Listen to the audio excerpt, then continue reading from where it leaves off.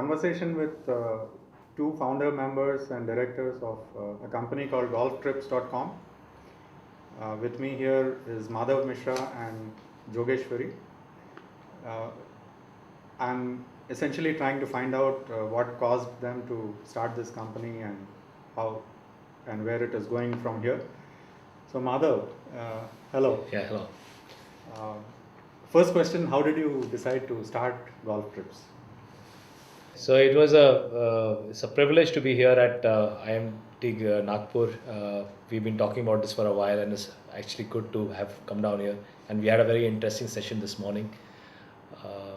As for your question of how did we come about starting Golf Trips, so essentially Ajit Mohandas, who is the managing director of the company and who's not here today, and we are college buddies for a long time, and I happened to start playing golf about 3 years ago, and I also got Ajit involved in playing golf, and he also got addicted to it just the way I got addicted to it, and we both went on a golf holiday to Thailand together, and it turned out that we really enjoyed it, and we realized that this is an experience that we could bring out to a lot of other people in India. And with the fundamental premise that a golfer wants to play more golf and he wants to play at different golf courses around the world. So the idea was born to actually put together golf vacations around the world for Indian golfers to begin with, and then take it from there. What were both of you doing at that point of time? So I had a career with Coca-Cola, and I had just returned to India, and I was started to work with a real estate company in Bombay, and in that experience, we had some time to be able to go out. Ajit, of course, has his own manufacturing business, which is related to machinery and heavy equipment. So he was also, already in the business and running a manufacturing business by himself. So that, was an easy way to actually get started into the business as well. Jogeshwari, at what point did you step into this? I think I stepped in as an operational person because there was no one else to do the basic work that needed to be done, like email, the website. There was all of these operational things that needed to get done. So at that time I was relatively free. I was managing another small startup which did not require my complete attention. So I'm also friends with them, so I kind of started doing basic work. I was not employed, or I was not. You grew into the organization. Yes, I kind of creeped into it. Like I think I pretty much creeped into it. Yeah, we were kind of just hoping that there should be someone who can actually do all the work, because one of the fundamental thing was that we needed to go and play a lot more golf courses so that we could come back and offer the product. At the same time, the back end needed to be strong, so we could connect to the customers and respond quickly enough, and therefore Jogeshwari's role was very, very critical coming into the operations side of things for the company. Yeah, and I'm also a non-golfer, so that brings a unique perspective to the business. Yeah, it does. I mean, there were some things that I did not understand, and when you market something, you really need to know what is it that you're marketing. So I think that kind of gave the other half. Okay, next question is, what do you think are the unique features of the Indian golfers or Indian golf market according to you? Of course, I mean, the whole Indian golf market is not that it is new. From our point of view, I think it is relatively new from a golf travel point of view. But if you look at golf in India is an old sport. So in fact, the second oldest golf course, or the oldest golf course outside the United Kingdom is in India, which is the Royal Calcutta Golf Club. So it's not that the Indians don't know the game, except that it hasn't really grown after the British really left the country. But what's happening, fortunately, is that in the last 10 or 15 years, there's been some more golf course development which is taking place, and a lot more newer golfers are coming into the fold. A lot more younger golfers are coming to the fold, and that's why you see golfers, who are now making a name in the international scene as well. So you have, apart from the Jeev Milkha Singh and Arjun Atwal who've done well on the tours, you also have Gaganjeet and the younger players coming through. And the professional golf tour of India has also taken off well, and there is good active support for that. Although it's not at the level that it should be in, say, in other Asian countries like in Thailand or Malaysia, but clearly there are signs that Indian golf is now moving on in the positive way. And with the kind of golf course development also taking place, there are more golfers there. So that's the positive side of everything. Also, at the same time, the Indian golfers have been used to playing golf at their own courses. While there are estimated There are a large number of golfers. There are varying estimates, so we don't really know how many golfers there are. But golfers are from different backgrounds. So a lot of the golf courses are with the army and the services. So a lot of golfers tend to be from there. Similarly, there are a lot of golf courses which are owned by by state-run companies like the railways or Indian Oil and organizations like that, where again there are golfers, but the perspective that they've had is that they've been limited to the golf courses and the quality that is there with them. So they haven't really had an international exposure, and this is, I think, where there's an opportunity for a company like us to be able to expose the Indian golfers to international golfing facilities. So in a single sentence, if you were to describe your product, what would it be? We say, like, you can just explore the world with golf, and that's really our line as well. That there's an opportunity to see the world and also play golf. And I think the market in India is quite untapped. There's a lot of potential because I think only about maybe 1 to 2% of people may have traveled abroad exclusively for golf or regularly do so. So with the increase in the number of golfers and number of people who are interested in traveling, I think there's a huge potential. Are you the first in India to offer this concept of golf tourism to Indians? As a specialist organization, yes. I think there have been default options which have been there in the past. Yeah. It's not that people in India have never traveled on a golf vacation. Yeah. I think a lot of people have. And therefore there have been people who've catered to that kind of requirement. And these have essentially been travel companies who have been able to link up with travel companies abroad and put a product together. But I don't think, and I think as far as we know, it's a fact, don't think there is anyone who's actually specialized in this line of business. So we are a dedicated golf travel company. I don't think there's anybody else who does that. Would you say that the Indian golfer is interested but unaware of how to go about golfing more? Well, the reality is that sometimes a golfer does not even know that these possibilities exist. It's not that he does not know there are golf courses around the world and there are spectacular courses around the world, but the concept of golf travel is still not registered in people's minds. So they have been used to playing at their own golf club or their own golf course, and they play it repeatedly. Once in a while, they might like to explore the course nearby, but the concept of golf travel is not yet there in people's mind that there's such a thing that you can do. But as people are taking up the game, and we are trying to tell them that these are opportunities that are there, and once this do travel outside, they realize, oh, this is another concept altogether, and it's worth repeating in the future as well. So it's knowingly or unknowingly, as we say, they need to be told that we have this product on this. So it's actually a whole new market that seems to be waiting to be developed. Yes, in a lot of tourism, in a lot of ways, because a outside. big percentage of the golfers, a majority of the golfers in India haven't been exposed to something like this in the past. While they may have traveled abroad, they would not have traveled abroad on a golf holiday. So what is the most difficult part of selling this concept or this idea to the Indian golfer? The fact that you have to spend money to play golf. So in reality, people say that the idea is that I play at my golf club. I don't have to. I'm a member here. I don't have to pay for a round of golf. So that initial trial of ensuring that people can go out for the first time and play a couple of rounds and come back, which gives them a completely different exposure. That is where our challenge lies. But we have to figure out ways of doing that. Obviously, there are advocates, the people who have already traveled with us. So there's word of mouth that spreads to the others, and they tell the people that it's a different experience altogether. And also what we are able to do in terms of bringing the right quality of courses and educating people about them. I think getting the taste of the product is really important. And for example, if what we did recently in the Assam Open was give out the lucky draw option as a golf tour for to Thailand. That's the best way to get people to try your product and experience it. And once they get hooked onto it, and then they keep using it over and over again. I think that's one of the ways that.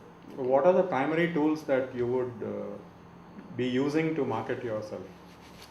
So essentially, the first thing is that the first interface that anybody really has, apart from the fact that we talk to golfers ourselves, is the website. So increasing travels. And that is called golftripz.com. So that website is golftripz.com, and we chose a name that was simple and obviously internet friendly, which would allow people to it should be it should be intuitive about what this thing is all about rather than choose a name, especially in a category which we are trying to develop and grow. Uh, Beyond that, there is obviously the things that we do to drive traffic onto our website, which will be through internet advertising, through Google, and through social marketing tools like Facebook and Twitter, which have become very popular. So we are using all of those, and then of course there's the golf publications that we regularly advertise in, like the local golf magazines. And other than that, we are looking at different areas as well. So basically the relationship is really at the golf course. So our relationship with the golf course is key to be able to promote our packages. So we have regular packages and offers being put up at Golf Plus, and there's of course the whole emailing activity with our existing database that keeps going on, and that spreads farther and wider. You recently did a tournament for amateurs in Thailand, Right. In collaboration with an authority of tourism there. Right. Can you tell us something about that a little bit? Yeah, I think one of the things that happened is that we have been actively looking for support from tourism bodies in countries where golf is already set from a destination point of view. So Thailand is one of them, and Malaysia is another, and there are other tourism bodies who are actively trying to promote golf. Maybe not so much in India as much as outside. So the thought was that we should be able to approach these tourism bodies and tell them there's actually a market in India which we can build on. And for countries like Thailand or Malaysia, where the Indian traveler is actually used to going there, they've generally been exposed to the very value sort of travel. So from a tourism point of view, the tourism board's point of view, bringing golf in actually gets them the higher value, higher share of wallet from the traveler as against just a regular traveler, because golf induces a lot more spending. So they are also interested in trying to bring, because it's not that India is not a big market for them. There are a lot of people who are travel to Thailand every year from India, one of the most important markets for Thailand for the tourism. But the point is that how do they actually get higher share of the wallet from the customer? So golf is essentially one tool, and they see that. And Thailand has fantastic golf infrastructure. Around Bangkok itself, there are 70 golf courses and about 250 golf courses in such a small country. So they have made an infrastructure which is catering to tourism, and so we are saying to them that listen, we have a market, and if we can work together and build it out, then there's potential. So that's how the idea of the tournament in Thailand was brought about. So we said we'll expose the Indian golfers to some good quality golf courses with good quality accommodation and other infrastructure, and that would obviously be trigger to doing for them to do such more trips in the future, independently or in groups. And I think it's an easier market to penetrate as well. I mean, to sell or market, because it's close. It's almost like close to India. I mean, in terms of taking a flight, it's a direct flight from most metros. And once people get used to that, then you can start marketing maybe the more inaccessible or the far off places which are more popular for golf, like Ireland or Scotland or anywhere in Europe or the US. So I think it is easier to start with Thailand, but also it's definitely a very good market. But in terms of actually making this come true, or the tournament to happen, how long did it take, and what was your experience since you were involved in the operating part of it? I think it took at least, we started thinking about it in June, and we had to move really quickly because we knew that we as a new company, we will have to market. We also needed credibility to sell that package. And one of the options was, one of the factors that added credibility was the Tourism Authority of Thailand's logo on it, and that they were also marketing it along with us. And we had to move really quickly. So by July, we needed to start advertising. So it took us, 4 months? Yeah, we did the event in November, and we started working on it from June. And so it was like basically about 4 months, 4.5 months of work that went into it. So, and if you think of, you asked about how an Indian golfer is different. They don't plan till October end. So that it makes it so much more difficult. We get inquiries in August and July, but then they don't really tell you that they're coming till October end, and then the entire booking process is completely different. Yeah. For events of that scale. So obviously that is an operational difficulty or an issue that we would have to face. So you think you will have to live with that for a while? Or Yes, will the I- Indian consumer change? What do you think? I mean, I think experts like you can probably answer that better. Yeah. But I think this is going to be a challenge for a while. Yeah. I think just the psyche of the Indian customer and the way he thinks and way he plans. You don't have a calendar set in front of you about what you're going to do for the rest of the year. Yes. There are a few people who do that and they make life very, very easy for us. But in reality, I think the Indian customer does not plan that well in advance. What are the main segments of consumers that you think are your target market currently and what might be in the future? Yeah, so I mean, essentially, if you look at the whole pyramid of golfers across the country, then we said that there are about maybe 1 or 2% of them who have traveled on a golf holiday before. And those are typically the people who've already been to 5 or 6 or 7 or maybe 10 different destinations. You will, increasingly hear if you go to golf courses in Bombay or in Delhi that I played in 25 countries, I played in 30 countries. So that's one end of the spectrum where you don't really have to sell the concept of a golf holiday or golf travel.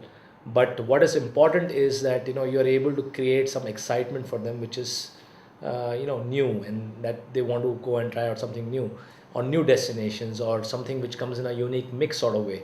So for example, I would be trying to focus with them, like saying, okay, why don't you go and play your golf in UK when the British Open is taking place in the United Kingdom. So we will actually make packages which will allow access to British Open on one of the days, and while on the other days they can play golf around it. Or something which is at another level altogether, which is people can go and watch the Formula One race in Italy and also play golf alongside that. So those are at the top end of the spectrum. At the lower end is where basically all the golfers lie, is who have not traveled on a golf holiday before, and we are saying we need a trigger. So we need value destinations and packages and easy to do convenient ones like say Thailand or Malaysia, which are in Southeast Asia and not very far away. We would love to do within India itself, but in reality, a cost of international travel is almost as the same as for most domestic travel. So while it's okay for people from Bombay to go to Pune or from Chandigarh to go to Delhi, it's not necessarily great thing for a Bombay person to travel to Bangalore to play golf, because the cost of flights or whatever is going to work out the same. Almost the same. And if you went outside. Yeah, and besides in Thailand you get a lot of choices to play, or in Malaysia you get a lot of choices to play. You can play 4 different rounds at 4 different courses over a period of 2 days or 3 days or how much of a time you want. So in that sense, you have that lower end. Which we can continuously, and these people once they do it, and then we will do it again, and then they can graduate to other destinations in Europe or in Africa or Australia or New Zealand or whatever. In terms of their age or occupation profiles, Yeah. are there any observations that you have? Yes, like I said in the beginning, there are a whole bunch of golfers who are from say the army courses or from the government or railways or organizations like that, while a lot of them who are say club golfers in Bombay or Delhi or Bangalore, they are senior management in big companies, or they are business owners. So we have and both these kind of people are at different points in terms of golf evolution or golf travel evolution. So we have to cater to that. And the good thing is that the people who travel so far, they obviously have money to spend and they can do that, and therefore it's also attractive to a lot of associate companies to get involved with events such as ours. What happens to the accompanying people, let's say a spouse wanting to travel along with the golfer? That is one of the things that we had to look at very seriously, because obviously if the man is going to go for a week's holiday in say Thailand, the wife will definitely want to go along, or she's not going to let him go, or etc. So then you don't have your business. Yes, then we don't have our business. So we need to add on that business. And what we do is we have these theme-based things. So you can also have your wife on for, say, a spa package or a sightseeing package or a cooking package. So a lot of people go, say, to Thailand for the golf. The man goes for the golf, and the woman goes for Thai cooking classes, which is actually very popular, and it's very well set in, say, in Bangkok or Pattaya. And they really enjoy it quite a bit. We've had quite a few couples who've done that. So that's one way we make it a family oriented thing versus just getting men to go. We do have lots of groups of men who travel exclusively for golf, but this is one great way of including everyone and saying, okay, this is not it's not taboo, you know. And it's not like you that, don't need yeah, to go. and it's also that the women are also not traveling on golf. We've had with a couple of women That's lady true, groups actually. who've traveled with us, just ladies groups Yeah, just who travel to ladies. play golf. Okay. And it's a question of what kind of destination and how do you bring interest alive in people. So while Thailand maybe the completely beaten track, you can go out to off the beaten track kind of countries like Vietnam, where you can do a complete art culture and history trail. So while the guys might be playing out golf out in the course, the ladies can actually do an art gallery tour and possibly even pick up. And I think like places like Vietnam are underexposed in terms of what they can offer culturally and in terms of experience. So if you really market it, I think there is a lot that you can do in sending even non-golfers along with golfers for tours. How has your experience of India's golf establishment or golf clubs been? Are they as easy to deal with as the ones outside India? Obviously, I think we can't call India a golf destination for various reasons, including that we don't have the same quality of courses or the number of courses that other golf destinations have. But there are definitely reasons why people come to India, and if you can just add this as an additional value that you're providing, especially if the golfer for the inbound tourists. Yeah, for inbound tourists coming from abroad, I think that's definitely some way that we can get people to come here. But if you're talking in terms of infrastructure, I think there's definitely large scope for improvement, and that comes in various parts. It can come in the golf course infrastructure as well as the support infrastructure, which includes hotels and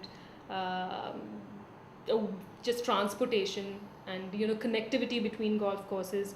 What is the distance? I mean, what kind of one of the critical aspects about about people coming to a golf course and in India is that the golf clubs in India are not geared to golf tourists. Which is what is the case in Thailand or in many golf destination countries like Spain or Turkey or Ireland. In India, I mean, the golf clubs are generally catering to the members alone. And it's members who decide how the club will function. And therefore, it's not very easy for a golfer, tourist golfer. It's not a very easy experience. More like a closed community. It's not an easy experience for a tourist golfer. I mean, I have known so many golfers who come to my club who cannot get into the club because they don't know any member. And there are times when you actually just meet somebody on the road and say, okay, come, I'll walk you inside the club so that you don't have a problem in getting around. But those are challenges that clearly are there from a Indian. But even in infrastructure wise, I think there is scope for improvement, like a booking system, a tea time management system, and just a clubhouse, a restaurant, the quality of that. Because when people come to travel for golf, they just don't play golf and go. They sit there, they have their food.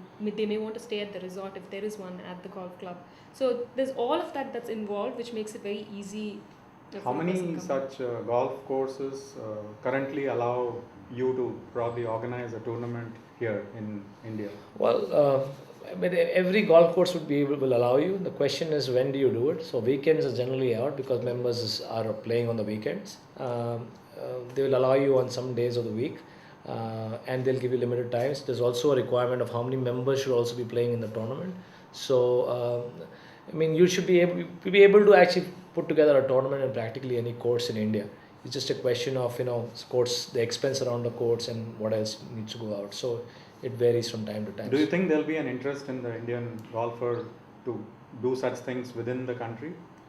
There will be. It's a question of what comes out as value at the end of it. So if you are going to travel on a golf, to a destination within India domestically, there are options available. But how is the infrastructure around it is critical. So while the Indian golfer may still be happy, with whatever he gets, but I think there is complete inadequacy at the moment in terms of being able to deal with tourist golfers. And I think there is a whole segment of business travelers that I guess there is potential with, but they don't really, I don't think we've explored that segment, or nobody has so far, because you have a lot of expats, or you have a lot of these top CEOs, or higher management people who travel a lot to metro areas where there are golf clubs. I'm sure they'd want to play. And And a lot of them actually get their opportunities to play because they are network, they know somebody else who can actually take them into the club. So that's not a problem, but that happens. It's not, I mean, it's happening all the time. but it's not organized. I mean, if you can provide a service which is simple for them to just use. You rather than- provide customized services to tourist golfers, right? Right. What is the minimum group size that you would like to take out on a tour anywhere? One is okay. One is fine. Yeah, one is fine. I mean, as long as a golf course allows one person to play off, individually, it's fine. Most golf courses around the world would allow you to do that, except on weekends when the courses they require a minimum 3 people or 4 people playing. But generally speaking, a single person can get onto a golf course and play around the world. So we can do it for one person as well. But and I think it's the same amount of. actually, service. how much has it been? What is the smallest size that you have actually taken out? Generally, it's One. 4 people. No, we have One sent also? One. Yeah. we've sent. Okay. One is the smallest, and we've had 18 or 20 years. I mean, largest. Going And out then of India. And of course, then when we do an event like that, like the one we did in Then you Thailand, have you can much have larger, you can have 100, 150 people as well. Okay. What do you think are the unique strengths that Golf Trips has over any potential competitors who might want to come in today? Yeah. I think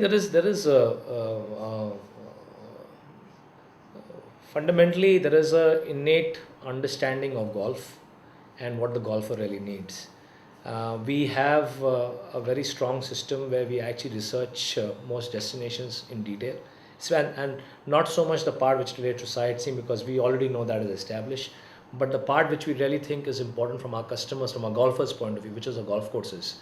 And what quality of golf courses should they be playing at and versus their ability at golf. Because it's important that when you go on a holiday that you actually enjoy your golf and not just come back completely beaten by a course. I mean, this is generally, so we recommend golf courses as per, the ability. And we in fact sit down with the golfers and say, okay, these are the courses, these are the options, this is the kind of course that, you will find, this is difficult, this is challenging, this is, a good score course. So we try and, work out a combination that suits them best so that they have a good time. So what usually will happen is maybe they play one challenging course, maybe they'll play one easy course, and maybe they'll play one like a middle course over a 3 or 4 rounds, so that they have a complete spectrum of understanding, and yet they enjoy themselves completely at the end of it. Yeah, if you see, for example, our email communication with the person when they write in, even if we are not personally sitting down with them, it's very detailed. You ask a lot of questions about what they would like to do, and it's very personalized,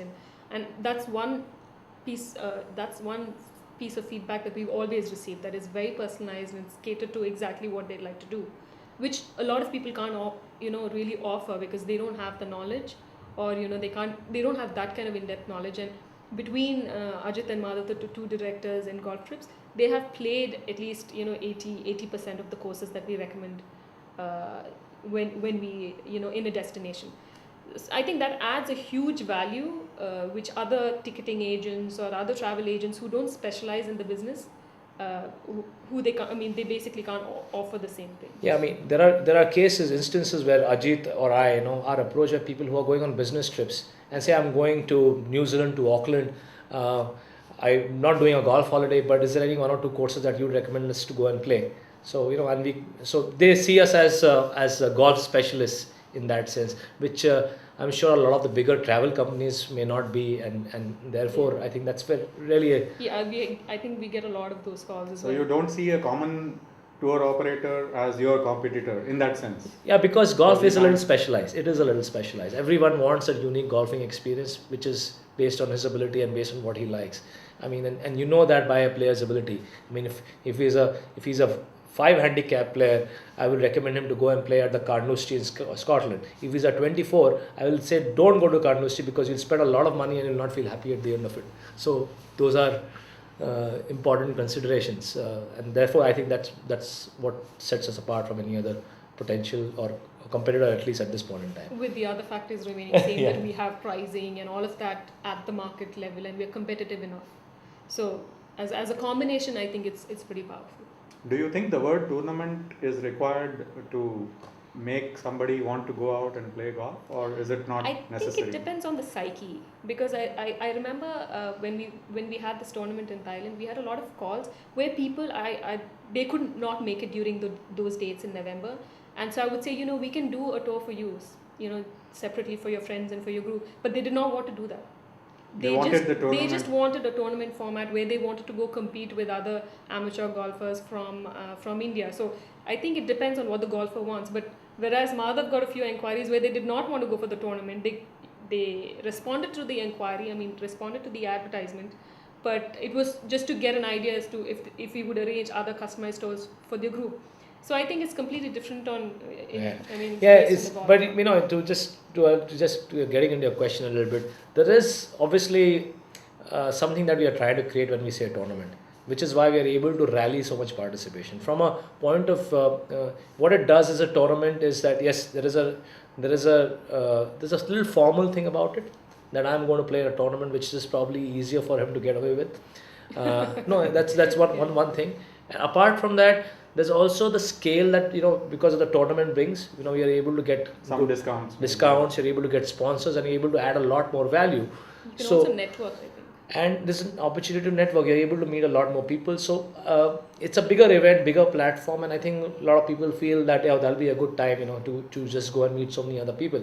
In fact, when we had a tournament, when we had one in Thailand, there were golfers who came to us and he said, for traveling from Bangalore, and 4 of them, and they said they play together all the time. So and a lot of people are saying, okay, put me in the same group as I usually play. But they said, no, don't put me in that group. Put me in another group. Otherwise, what's the point of coming all the way here and playing with the same set of guys that I play with? So for a lot of people, it's also about discovering new friends and finding new. So I think it makes a difference overall as a concept. Okay. Just give us a brief on your backgrounds, all the founders of Golf Tripz. Yeah, Jogesh, can. No, I think I should be the last. But should I be talking about myself or talk about yourself? Myself? Okay. So I completed my MBA and started working with Sundaram Finance, and then I moved on to Google, where I worked for around 4 years as a team lead and managed the online advertising team. And I quit that to help start up an eco-friendly products business, which is a small setup. And like I said, I kind of creeped into Golf Tripz because there was an operational requirement, and that is what I feel like my strength lies in. I mean, I like doing that stuff, and there was a huge potential in this business. So it was really interesting for me to get into this and set it up, and it was like a startup, like all the passion and all the interest that goes into starting a startup. I think that was there, and that pulled me in. Yeah. You can add about yourself as well as the others who are. Yeah, right. Yeah. So I'll just talk about Ajit first. Ajit Mohandas, who's was it his idea or yours? Well, I think each one will claim that it was his, but I think it kind of hit us together at the same time, and I guess that's what has also kept us together as friends for such a long time. We tend to think of the same thing at the same time. So Ajit is a graduate from Institute of Technology, Banaras Indian University, and he passed out in 1994. After which he was involved with his manufacturing business. There's a company called Asaco. So where they're involved in the wire and cable industry amongst others, and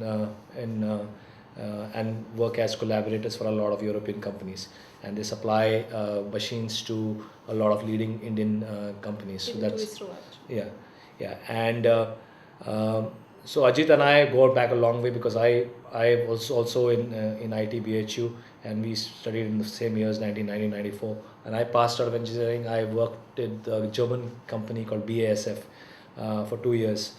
And then I went on to do my MBA at XLRI Jamshedpur, after which I joined Coca-Cola, which was around 98.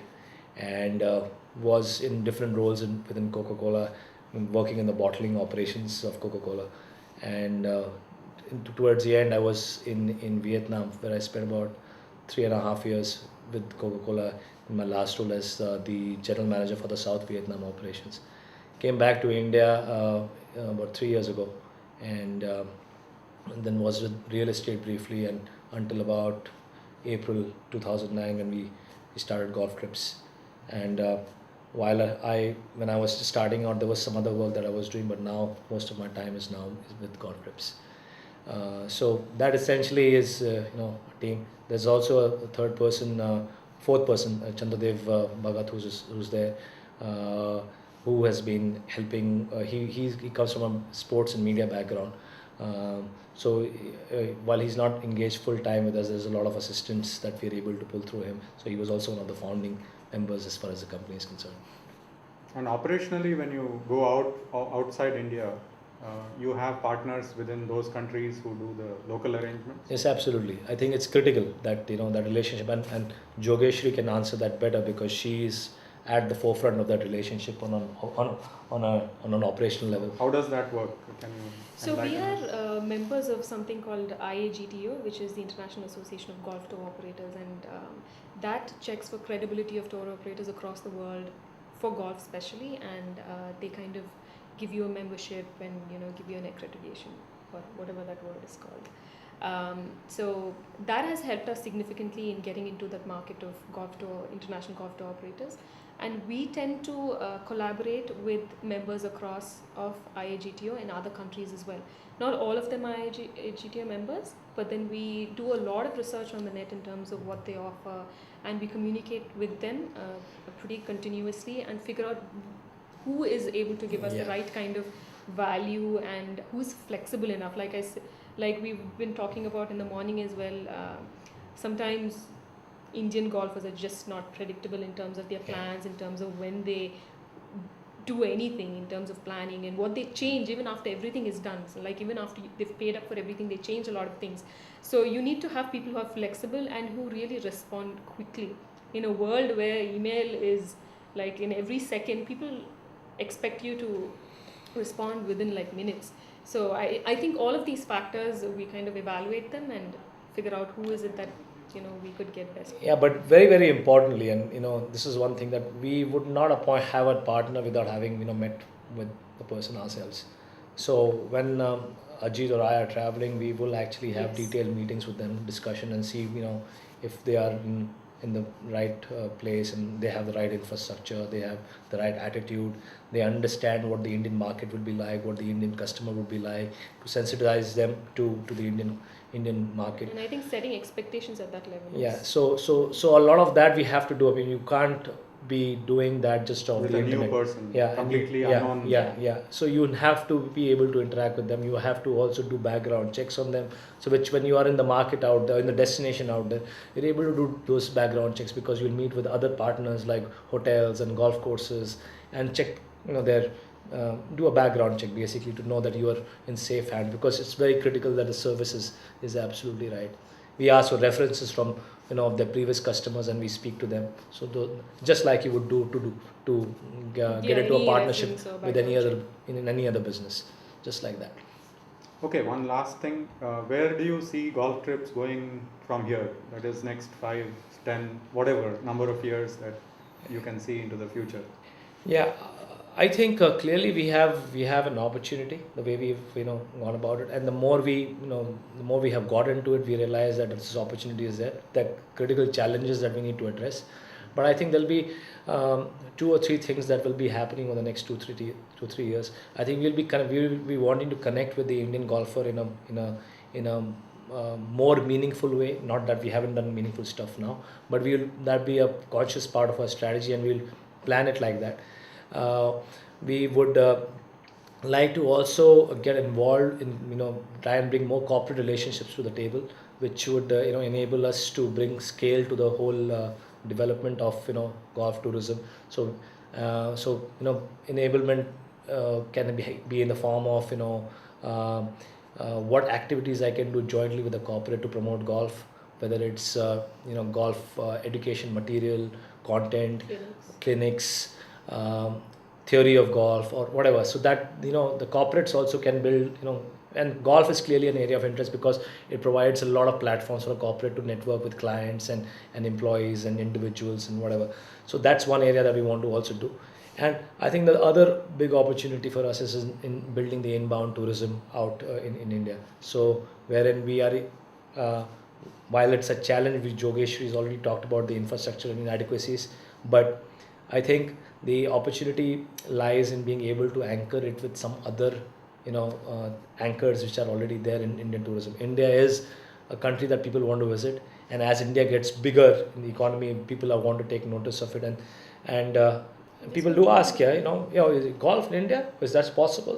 We'll do it, but obviously they'll come and see the Taj Mahal. They want to see a call center. They want to see where Slumdog Millionaire was shot. They want to see all those things. They want to see wildlife. There's fantastic wildlife. There's also the Himalayas. There's so many things to see in India, and it's a question of how golf can get plugged in along with that. So I think that is one big area, because at least from a market point of view, we already have an established market in terms of traveling golfers. So if we do all these three things right, I see no reason why we should not be a leading golf travel company in Asia, and definitely I a think leading. there's definitely scope for Yeah. getting into other branching of into other things Diversifying. like into diversifying. golf related services. Yeah, I mean it does not necessarily need to be golf travel. I think there's scope for you to move into other things because. Yeah. But if you intrude into the general tourism market, don't you think you're No, I was crossing not- paths No, with the when we are talking about diversifying, we are talking about into other golf related Only services. related Only to golf. golf. Yeah. Like for example, tournament management or tournament consulting services or. There might be an opportunity in some niche tourism areas, so which are like, say for example, bird watching tours, is a niche tourism area, or wildlife, or a Formula One tours, people going to watch for. Those are those niche areas which which we could be a natural extension, but that's just a thought at this point in that time. is But if you're talking of diversification, we would most likely go in the golf way Okay. into other services. Okay, thank you very much, Yeah. Madhav and Yogeshwari, both. It's been very interesting. Thank you. Thank you very much. It's a pleasure being here. Thank you. Thank you.